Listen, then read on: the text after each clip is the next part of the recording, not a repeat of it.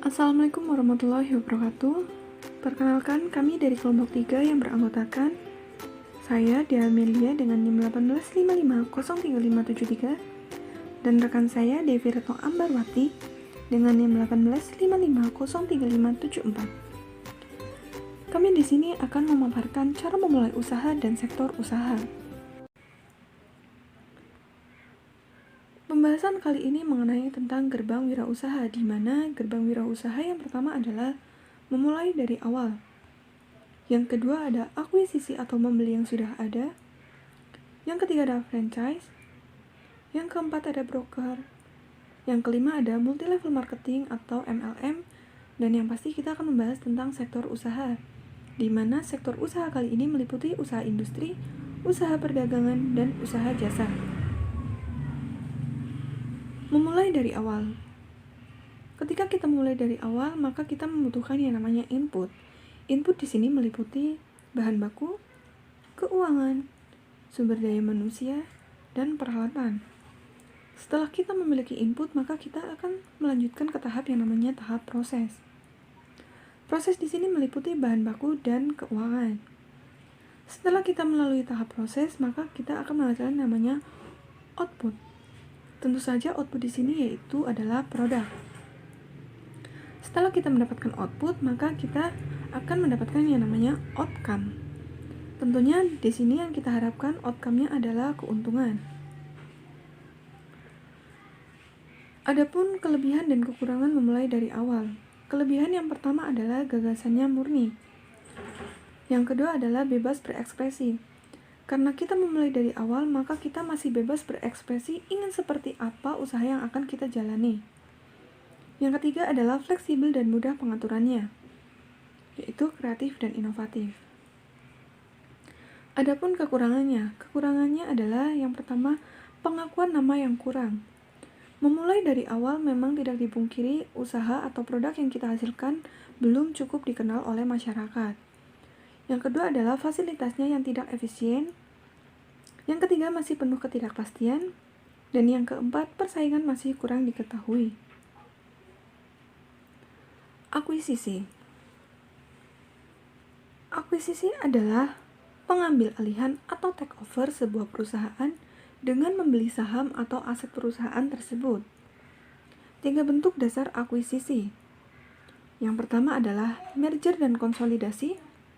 Yang kedua ada akuisisi saham. Dan yang ketiga ada akuisisi aset. Pengelompokan akuisisi berdasarkan keterkaitan operasi. Yang pertama adalah akuisisi horizontal, di mana akuisisi ini dilakukan terhadap perusahaan yang mempunyai bisnis atau bidang usaha yang sama. Yang kedua ada akuisisi vertikal. Akuisisi ini dilakukan terhadap perusahaan yang berada pada tahap proses produksi yang berbeda. Selanjutnya ada akuisisi konglomerat, di mana perusahaan yang mengakuisisi dan yang diakuisisi tidak mempunyai keterkaitan operasi. Adapun kelebihan dari akuisisi, yang pertama adalah kemungkinannya sukses. Yang kedua, lokasi sudah cocok. Yang ketiga, karyawan dan pemasoknya biasanya sudah mantap atau menetap. Kelemahan dari akuisisi. Yang pertama adalah perusahaan yang dijual itu lemah. Yang kedua, peralatannya yang tidak efisien. Yang ketiga, mahal. Dan yang keempat, sulit inovasi. Selanjutnya kita akan membahas tentang franchising. Franchising atau waralaba adalah hak khusus yang dimiliki oleh perseorangan atau badan usaha terhadap sistem bisnis dengan ciri khas dalam rangka memasarkan barang dan atau jasa yang telah terbukti berhasil dan dapat dimanfaatkan dan atau digunakan oleh pihak lain berdasarkan perjanjian waralaba. Adapun kelemahan dan kelebihan dari franchising. Kelebihan yang pertama adalah mendapatkan pengalaman dalam logo, nama, metode atau teknik produksi, pelatihan, dan bantuan modal atau fasilitas lain. Yang kedua adalah penggunaan nama atau merek yang sudah dikenal oleh khalayak ramai. Kelemahan dari franchising. Yang pertama tidak mandiri, terkooptasi, lebih menguntungkan franchisor, menjadi interdependent, terdominasi, dan vulnerable. Selanjutnya ada broker. Broker atau perantara adalah orang atau perusahaan yang menghubungkan aliran barang dari produsen ke konsumen akhir dan konsumen industrial, di mana secara umum perantara dibagi atas merchant middleman dan agen middleman. Ya, untuk materi selanjutnya akan dijelaskan oleh Mbak Devi Retno Ambarwati. Perkenalkan, saya Devi Retno Ambarwati. Saya akan menjelaskan materi mulai dari sini. Yang pertama, broker terbagi menjadi dua secara garis besar, yaitu merchant middleman dan agen middleman. Merchant middleman adalah wholesaler, disebut juga dengan distributor atau jobber. Merchant middleman adalah perantara yang memiliki barang dengan membeli dari produsen untuk kemudian dijual kembali. Sedangkan agen middleman adalah perantara yang hanya mencari pembeli, menegosiasikan, dan melakukan transaksi atas nama perusahaan. Kemudian yang selanjutnya adalah multi-level marketing atau MLM. Mungkin teman-teman kerap mendengar istilah ini. MLM bisa dijadikan salah satu gerbang wirausaha yang teman-teman pilih. Jadi sebenarnya MLM hanyalah suatu metode bisnis alternatif yang berhubungan dengan pemasaran dan distribusi. Perhatian utama dari MLM adalah menentukan cara terbaik untuk menjual produk dari suatu perusahaan melalui inovasi di bidang pemasaran dan distribusi. Kesuksesan suatu MLM tergantung sepenuhnya pada kualitas dari produk yang dijual. Berikut adalah ciri-ciri perusahaan multi-level marketing. Yang pertama, perdagangan dengan sistem multi-level marketing menunjukkan hasil kerja nyata melalui sistem yang diterapkan. Sistem yang diterapkan pun bersifat fleksibel, bukan struktur binary seperti piramida.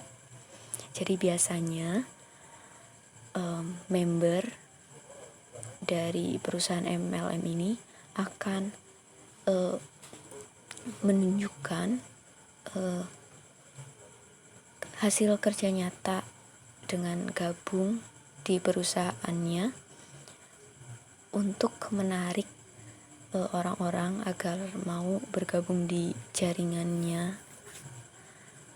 Seperti itu. Kemudian ciri-ciri yang kedua yaitu memiliki barang dan jasa yang akan dipasarkan dan kualitasnya dapat dipertanggungjawabkan. Jika teman-teman ingin bergabung dengan perusahaan MLM, pastikan perusahaan tersebut memiliki barang dan kualitasnya bisa dipertanggungjawabkan. Misalnya jika itu sebuah produk harus memiliki sertifikat halal dan BPOM ya. Kemudian ciri-ciri yang ketiga adalah harga produk yang dijual wajar dan sesuai dengan nilai dan benefit produk.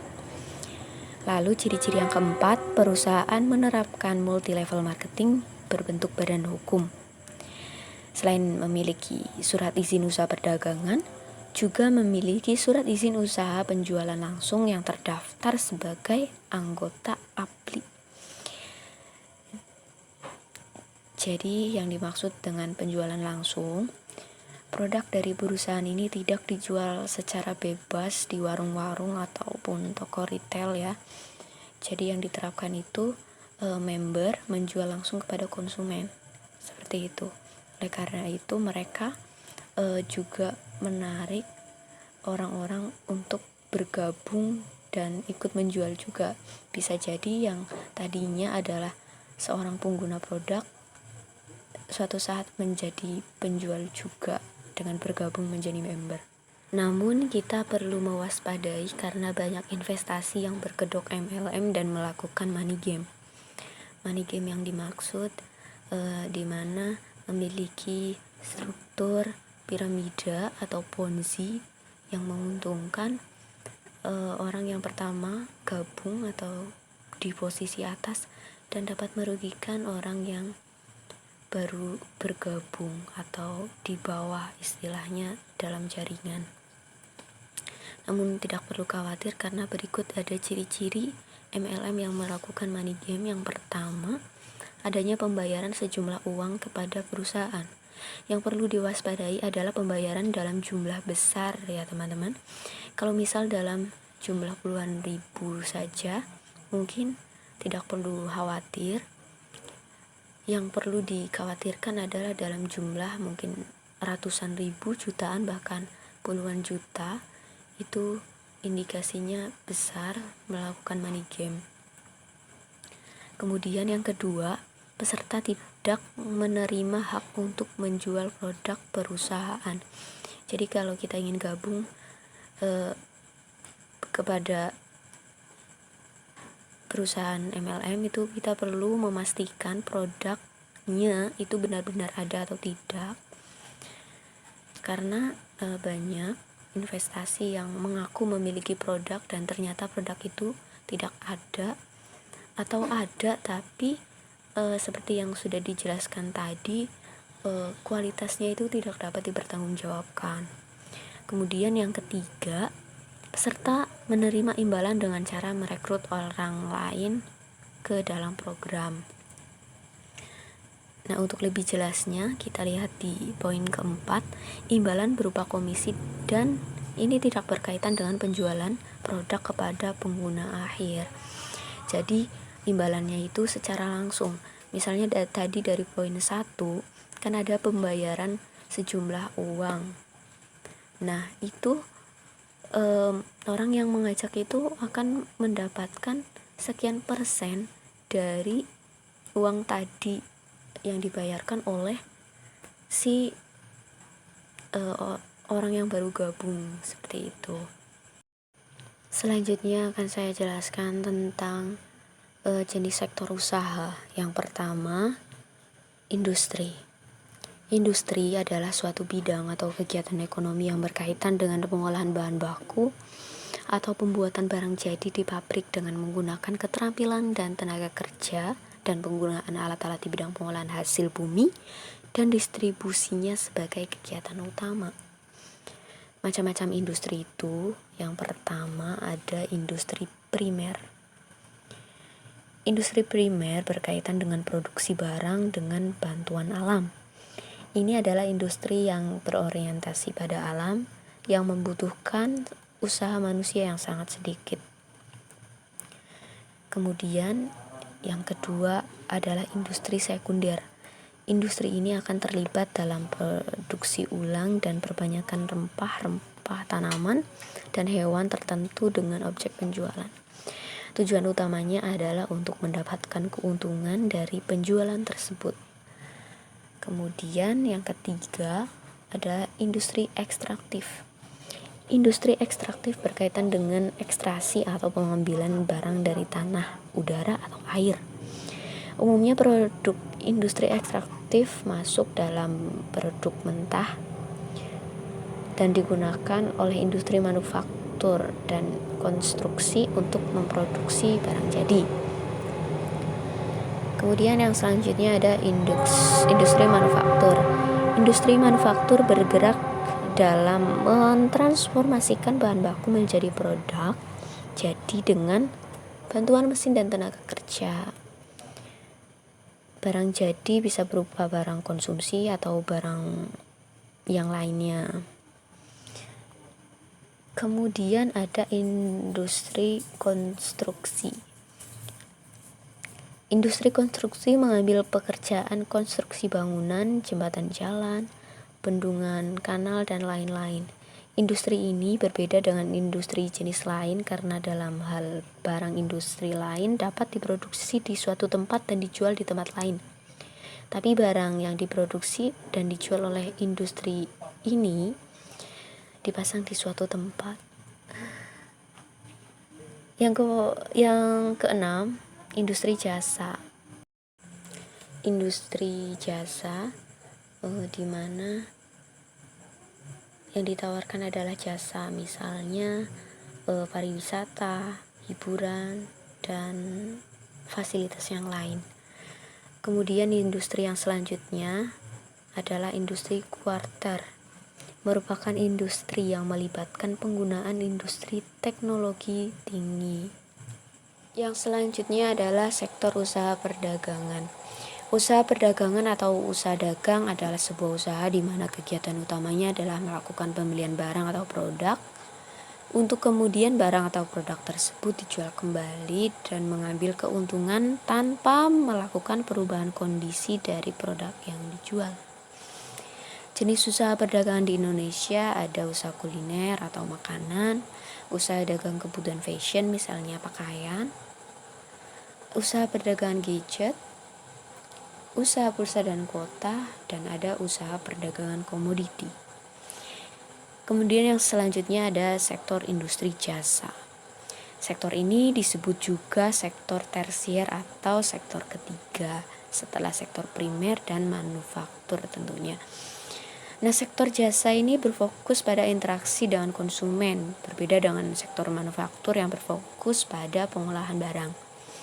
Sektor jasa itu mendukung dua sektor primer maupun sekunder dengan memudahkan kedua sektor ini untuk menjual produknya, memudahkan proses produksi, dan meningkatkan efisiensi pada kedua sektor ini.